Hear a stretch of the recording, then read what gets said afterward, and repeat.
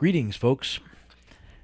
I'm here to talk a little bit more about kind of moving forward in your life.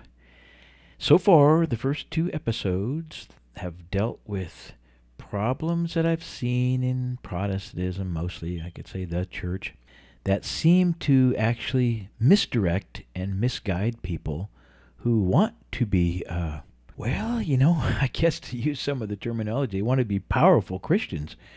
If that doesn't interest you, then these tapes may be going in a direction that doesn't interest you. My goal here in providing these is to not so much guarantee you get into heaven or guarantee that you got the power, although that can be there, but really it's to encourage you along a path that I have tried to follow myself that led me into a deep and meaningful and useful relationship with God. See, being useful, I think, is kind of the key here, because we could say, if you want to be with God, that He's like, yeah, okay, He wants to be with you. He'd like all of His people to end up with Him and for eternity. But oftentimes, what'll happen is that we are the weak link. Well, not oftentimes; it's always us that's the weak link in any situation with God, and so. The value in being of service, we could call it ministry or outreach or something like that. I just kind of refer to it as service, being of service. The value is that, hey, if people are going to hear about a way out of their situation, they're going to hear about the power and desire that God has to help us in any situation, but certainly in those drastic ones where people are caught in an addiction of some type, whether it be alcohol or gambling or whatever it is, or maybe there's just this strong desire to move forward as a Christian, to be useful, or really, I guess, to have that exciting life that we see with the disciples, that they are out healing people and casting out demons and all that. That really it starts at a much less glamorous place, which is just wanting to be of service. Jesus doesn't live on this planet. He said He'd send us the Comforter. He would send us the Holy Spirit, but we are the hands and feet of God. That is, if we're willing to be so. But just saying, that's the potential. He's not here. So doing God's will while sitting on the couch is kind of a challenge. We got to sort of get off the couch. Like a friend of mine says, God has a hard time driving a parked car. We sort of have to be willing to get out there and be involved. Oftentimes, that takes place in a volunteer type situation. And even on a day-to-day, unstructured type of volunteer thing, we might look across the street and see this little old lady over there. She just doesn't get around very good, and her family's all in Massachusetts or whatever. So, we see that her yard is getting overgrown. She really needs some work done there. Even just a lawn mowing would be a good start, but maybe a couple other things too. So we go over there and say, hey, I'll help you. So can you imagine if there was a church full of people who did that? They, on Saturday, instead of having a little church day, they'd have a little neighborhood day, where a couple of guys would bring pickup trucks and a couple of them would bring lawnmowers and a couple of them would bring weed eaters or leaf blowers or whatever. And they go driving through their little town and look around and see if somebody needed some yard work done. And you know what? If the church did that, if the church, meaning whatever one you go to, all of them, if that's what Christianity looked like to the community, I don't think you'd have to try to drum up attendance days. I think that people would be lined up outside the door saying, what is it that's going on in here?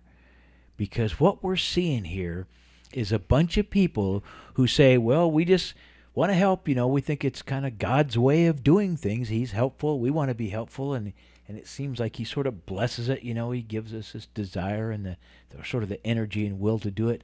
And that's the deal. That's what we think Christianity's about here on earth for the most part. And so that's what we're doing. And in the meantime, we'll cut your yard. I mean, the fact is, you don't have to say anything. They're going to ask. It's not like you got to go door to door. They will ask you and say, well, we were just thinking at our church that the whole point of this is kind of like being helpful, because that's how God is. And go on about your business. And if they don't ask, great. If they so-called take advantage of you, it's okay. This stuff is good for you. And that's getting back to that thing about the weak link being us. God always wants us to be with him. He wants us to be with him for eternity. He wants to help us in all sorts of ways. It's us that are the ones that turn down the help, fade out, don't really, we kind of get these other things that are more important. Look, God's blessed me with a new job and a new car and a new this, new that. And we're too busy now to really do anything else. And isn't that wonderful? We're the ones that burn out of the desire to be zealous to do God's work. The thing is, if you do it, it keeps its own flame burning. You could say that God blesses it, He wants us to be part of a flow of life. It's like the river of living water. I think of it maybe like a reservoir or whatever of living water. And then out there is this desert where people are wandering around thirsting. They don't even know what to do about it. And we can be a conduit. We can be a pipeline of this refreshing living water to the world. Not necessarily through preaching, not necessarily through a lot of the things that we're taught, or leaving tracts on bus station seats or whatever. We get out there and are willing to help people. God will use us as a conduit. Well, guess what? In the meantime, the flow is going through us. We are refreshed by this process. Our relationship with God, our vision as we look around and we see what God does with this stuff, it's so far beyond what we could come up with. We just need to be willing to be the hands and feet of God, get out there, and occasionally the mouth, but mostly the hands and feet. It's both, but we got to be willing to work in the trenches, and we'll start seeing God do miracles. We will see God doing miracles. We will sense the refreshing flow of God through us, and our own faith and desire to be close to God will increase just by doing this simple little footwork. Now, in time, he will show us more and give us more responsibility, which means accompanying blessings of all sorts, including some miraculous powers that he might use us to so-called distribute. It happens.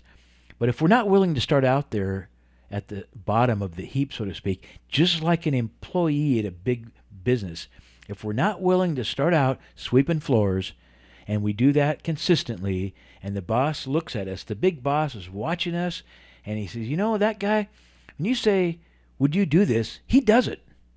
He's always like that, and with a good attitude. So I think that I know that he's got certain skills and talents that certainly beyond what he's doing now, and so I'm going to invite him to step up a grade and see how it goes there. So now he's using you to maybe be involved with some people and doing this and that, and he says, that guy's got a good attitude. You ask him to do something, he does it, and so now I'm going to ask him about, maybe kind of helping me out in this region of the town beyond just our little thing here. And he said, absolutely, yes, but, I got this kind of old funky car. I'll do my best, but it doesn't, it's not very good shape. The boss says, well, I'll give you a new car. I mean, it's a company car. It's my car, essentially, but you can use it. So now, because of our willingness to do the footwork, we got a new car. We can use it however we want. It still belongs to the employer. And pretty soon we got this, and pretty soon we got that, and we were traveling around. We're doing all sorts of stuff. And this guy, the boss, brings us up and up and up. And you know what? Over time, we become friends. We become almost like partners. He trusts us. He gives us stuff. We got the key to the place. He's given us responsibilities and, of course, the authority to carry out those responsibilities.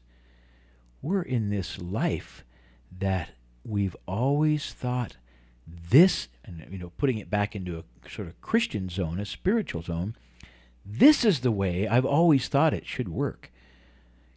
I have this God who is directing me into some pretty amazing things to do and giving me the authority. I don't have to claim it. I don't have to say, well, it says in the Bible that Peter did this and the healing about, so that means it's mine too.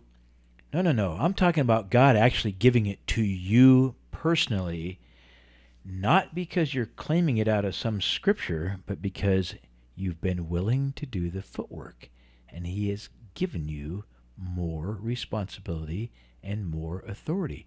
This is from God. This idea, presented in a lot of churches, people would say, that guy's off on his own. He's saying it doesn't matter about the Bible. It's not that. It's about God speaking to him personally, and so he's a heretic and he's a nutcase and he can't be trusted. Just like they did with Jesus. That's kind of curious. In fact, they eventually killed him, and that was based on their zealous attitude toward the Scriptures. I mean, that's what it's supposed to be on the outside. Of course, deep inside, it was not about that at all, but their mode was to say, we, of all people, know the Scriptures, and we know, based on our belief in the Scriptures, that you cannot be the Messiah for this reason, and this reason, and this reason. And so they killed him. Not a real good view of the situation. They didn't really understand what God was doing. So all I'm saying is, forget about all that stuff for now. If you personally want to try this for a while, do it. And it's nice if you have a whole group of people doing it. It's wonderful to be part of a like-minded fellowship. But in the meantime, you yourself personally can volunteer places, That's a pretty good way to start. Everybody loves a volunteer. You can start out. Carry God's love. Don't worry about the mouth part so much now. Mostly be the hands and feet. Just do it. And tell God that you are willing and want to do His work. Chances are He will take you along a path where you will be volunteering, where it'll be pretty obvious that God's got something going there that you can be a part of that's really His work. Your mouth and brain will become used too if they are available, not just your hands and feet. But it's a package deal, and you start simple and pray that prayer to God and say, I want to be useful to you. I'm available. Use me however you want. I'm willing to get off the couch and do something. Show me. And see what happens. Don't worry about the preaching. Don't worry about the doctrine. Just get out there and try it. And that's enough for now. We'll kind of go from here, but let me just say this in closing, that I got on that path a few years ago, and I have been astounded at what God has done through this little guy who's just willing to get out there and try a little work here and work there. And like I say, I've gone into a lot of prisons and jails over years, but I've also seen amazing miracles. I mean, we're talking about healings. We're talking about casting out demons. We're talking about the stuff that you can find in the Scriptures, these guys that were fishermen and tax collectors and just general good-for-nothings, more or less, Jesus kind of people, drunks and the hookers and different like that. When they said, yeah, we want to be with you, He said, fasten your seatbelt. It's going to be a ride. And these kind of miracles happened through some of them. We don't have a lot of record of this, but there was certainly some of them that amazing stuff happened. They were just willing to do the footwork. So give it a shot. More later. Thanks for listening.